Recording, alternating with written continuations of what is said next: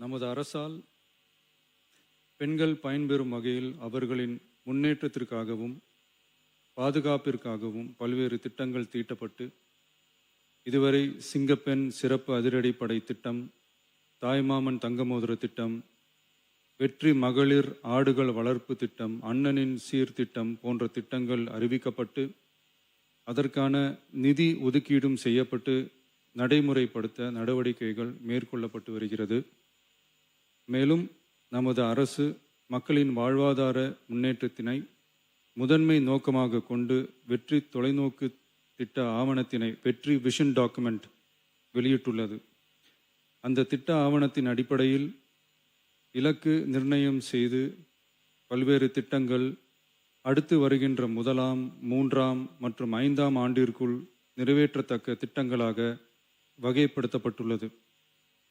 சிறப்பினமாக பெண்கள் பயன்பெறும் வகையில் பல்வேறு திட்டங்களுக்கு செயல் வடிவம் கொடுத்து இவ்வரசு நிறைவேற்றும்.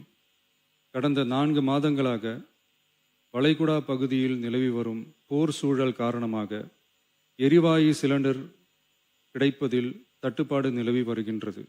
இதனால் மாற்று எரிபொருளை பயன்படுத்தி வருவதாலும் எரிவாயு சிலிண்டர் விலை உயர்வினாலும் பொதுமக்கள் தங்களது வருவாயிலிருந்து கூடுதலான தொகையினை செலவிட்டு இன்னலுக்கு ஆளாகி வருகின்றனர். இதனை கருத்தில் கொண்டு நிதி நெருக்கடியான சூழலிலும் பொதுமக்களின் நிதி சுமையினை குறைக்கும் வகையிலும் பொதுமக்களின் நலனை பாதுகாக்கவும் மக்களுக்கு அளித்த வாக்குறுதியை நிறைவேற்றும் நோக்கிலும் எரிவாயு சிலிண்டருக்காக செலவழிக்கப்பட்டு வரும் தொகையினை அவர்களுக்கு வழங்க அரசு முடிவு செய்துள்ளது.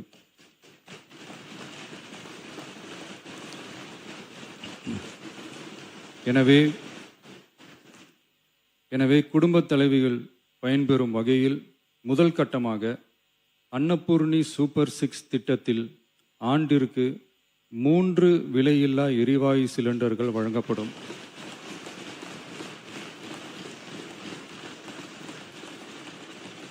எரிவாயு சிலிண்டருக்கான விலை பயனாளிகளின் வங்கி கணக்கில் நேரடியாக வரவு வைக்கப்படும். இத்திட்ட பயனாளிகள் எரிவாயு சிலிண்டர் பதிவு செய்து சிலிண்டர் பெற்றவுடன் எண்ணெய் நிறுவனங்களிடமிருந்து பட்டியல் பெற்று சிலிண்டருக்கான விலை பயனாளிகளின் வங்கி கணக்கில் வரவு வைக்கப்படும். இத்திட்டத்தினால் சுமார் 1,30,16,104 குடும்பங்கள் பயனடைவார்கள். அதாவது ஆண்டு வருமானம் ரூபாய் 2.5 லட்சத்திற்கு மிகாமல் உள்ள பொருளாதாரத்தில் பின்தங்கியுள்ள குடும்பத்தினர், சிறு குறு விவசாய குடும்பத்தினர், மாற்றுத்திறனாளி குடும்பத்தினர் போன்ற சமூகத்தில் உள்ள நலிந்த குடும்பத்தினர் பயனடைவார்கள். இத்திட்டத்தினை செயல்படுத்துவதற்கான ஆயத்த பணிகள் துவங்கப்பட்டுள்ளது. இத்திட்டம் வரும் பொங்கல் பண்டிகை ஜனவரி மாதம் முதல் செயலாக்கத்திற்கு கொண்டு வரப்படும்.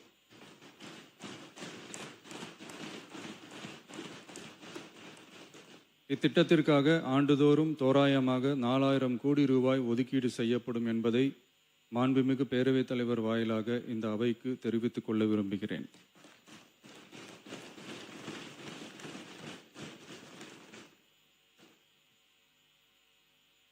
மாண்புமிகு பேரவைத் தலைவர் அவர்களே, சென்னையில் உள்ள மீனம்பாக்கம் விமான நிலையம் இந்திய விமான நிலையங்கள் ஆணையத்தால் AAI இயக்கப்படுகிறது. தற்போது இந்த விமான நிலையம் ஆண்டுக்கு 30 மில்லியன் பயணிகளை கையாளும் திறன் கொண்டதாக உள்ளது. வளர்ந்து வரும் சென்னை மாநகரத்தின் தேவைகளை கருத்தில் கொண்டும் பயணிகளின் வசதிகளை கருத்தில் கொண்டும் தொழில் வளர்ச்சியினை கருத்தில் கொண்டும் சரக்கு போக்குவரத்தை அதிகரிக்கும் வகையிலும் புதிய விமான நிலையம் அமைப்பதற்கான தேவை ஏற்பட்டு உள்ளது.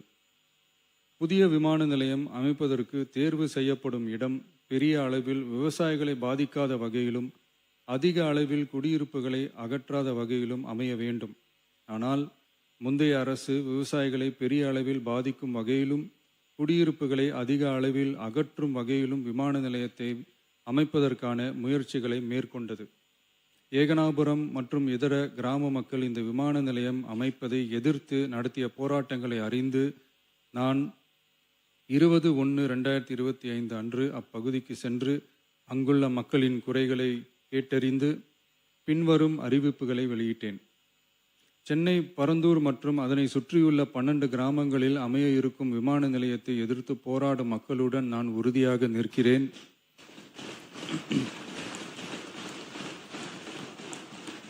நீண்ட நாட்களுக்கு மேலாக இந்த திட்டத்திற்கு எதிராக போராடி வரும் விவசாயிகளுக்கு எனது ஆதரவை தெரிவித்துக் கொள்கிறேன். விவசாயிகளே நாட்டின் முதுகெலும்பு. இந்த விவசாய நிலங்களை பாதுகாக்க இந்த மக்கள் போராடி வருகிறார்கள். விக்கிரவாண்டியில் அக்டோபர் 2024 நடந்த பொதுக்கூட்டத்திலேயே பரந்தூரில் புதிய விமான நிலையம் அமைப்பதற்கு எதிர்ப்பு தெரிவித்திருக்கிறேன். தொழில் வளர்ச்சி மற்றும் அதற்கான விமான நிலையங்களின் பங்கு பற்றி நான் நன்கு அறிவேன். அதற்கான என்னுடைய முழு ஆதரவும் உண்டு. ஆனால் பரந்தூரில் இந்த திட்டம் அமையக்கூடாது. இந்த திட்டம் குறித்து அரசு மறுபரிசீலனை செய்ய வேண்டும். குறைவான விவசாய நிலங்கள் பாதிக்கப்படும் வகையிலும் மக்களின் வாழ்வாதாரம் பாதிக்காத வகையிலும் மாற்று இடத்தை தேர்வு செய்ய வேண்டும் என தெரிவித்திருந்தேன். மக்கள் மத்தியிலே நான் அன்றே அறிவித்ததை நிறைவேற்றும் பொருட்டு புதிய விமான நிலையம் அமைப்பது குறித்து உயர் அதிகாரிகளிடமும் துறை வல்லுநர்களிடமும் விரிவாக ஆலோசனை நடத்தினேன். ஏற்கனவே நான் உறுதி அளித்தவாறு பரந்தூரில் புதிய விமான நிலையம் அமைக்க மேற்கொண்ட நடவடிக்கைகள் இந்த அரசால் கைவிடப்படும்.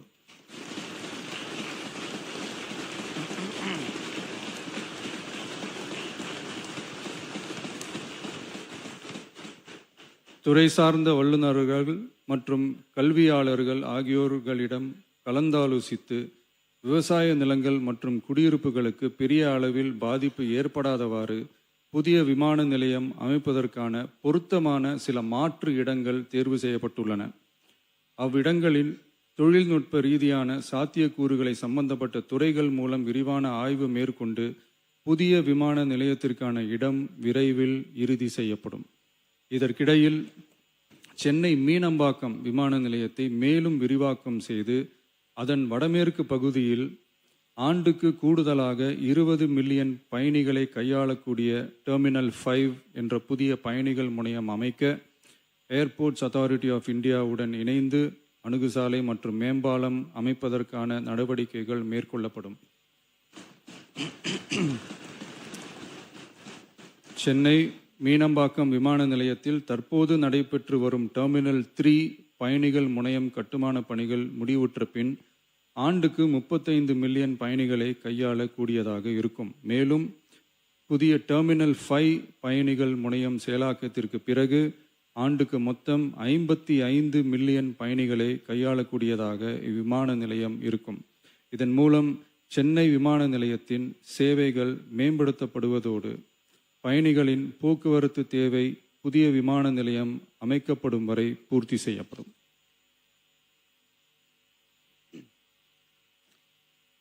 மாண்புமிகு பேரவைத் தலைவர் அவர்களே, ஒரு மாநிலத்தின் உண்மையான முன்னேற்றம் என்பது அதன் பொருளாதார வளர்ச்சியால் மட்டுமல்ல, பெண் கல்வி, வேலைவாய்ப்பு, மருத்துவம், வணிகம் மற்றும் சமூக வாழ்வின் அனைத்து தளங்களிலும் சுதந்திரமாகவும் பாதுகாப்பாகவும் பங்கேற்கும் வாய்ப்புகளாலும் அளவிடப்படுகிறது.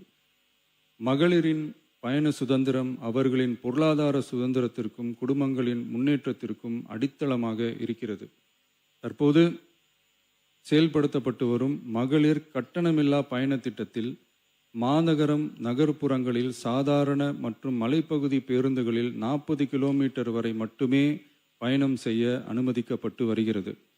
எக்ஸ்பிரஸ், எல்எஸ்எஸ், டீலக்ஸ் பேருந்துகள் மற்றும் புறநகர் பேருந்துகளில் கட்டணமில்லா பயணம் அனுமதிக்கப்படுவதில்லை. தமிழ்நாட்டின் எந்த பகுதியிலும் வசிக்கும் ஒரு மகளிரும் போக்குவரத்து கட்டணத்தால் தமது வாய்ப்புகளை இழக்கக்கூடாது என்ற சமூக நீதி சிந்தனையை இவ்வரசு முதன்மையாக கொண்டுள்ளது. இதனை கருத்தில் கொண்டு மகளிர் கட்டணமில்லா பயண திட்டத்தை விரிவுபடுத்தி பெருமளவில் பயனளித்திடும் விதமாக வெற்றி பயணம் என்ற பெயரில் தேசத்தந்தை மகாத்மா காந்தியடிகளின் பிறந்த நாளான அக்டோபர் 2ஆம் தேதி முதல் செயல்படுத்த அரசு முடிவு செய்துள்ளது என்பதை இந்த மாமன்றத்தில் மகிழ்ச்சியுடன் அறிவிக்கிறேன். அதன்படி முதல் கட்டமாக மாநகரம் நகரங்களில் சாதாரண பேருந்துகள் மட்டுமின்றி மாநகரம் நகர்பகுதிகளில் இயங்கும் எக்ஸ்பிரஸ், எல்எஸ்எஸ், டீலக்ஸ் அரசு பேருந்துகளிலும் மகளிர் கட்டணமில்லா பயணங்கள் மேற்கொள்ளலாம்.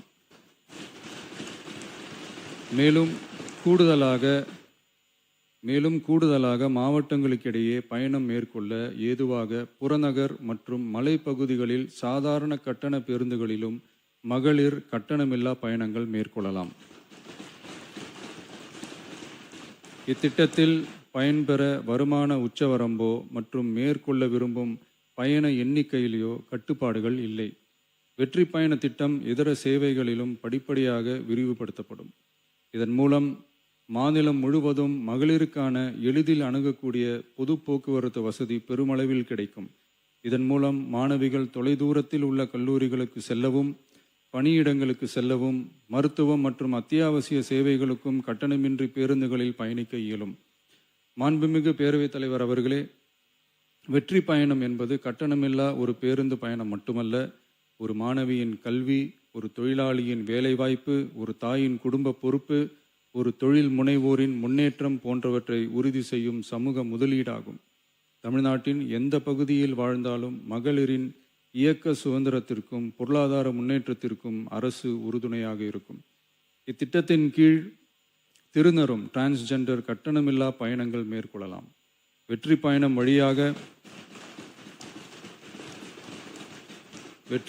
வழியாக மகளிரின் வாய்ப்புகள் விரிவடைந்து குடும்பங்கள் முன்னேறி சமூக நீதியும் சமத்துவமும் நிலை பெற்று வளமான வெற்றி தமிழ்நாட்டை உருவாக்கும் நமது பயணம் மேலும் வலுப்பெறும் என்பதை தெரிவித்துக் கொள்கிறேன். இத்திட்டத்தை செயல்படுத்துவதன் மூலம் ஆண்டுதோறும் தோராயமாக 6000 கோடி ரூபாய் செலவினம் ஏற்படும். நன்றி, வணக்கம்.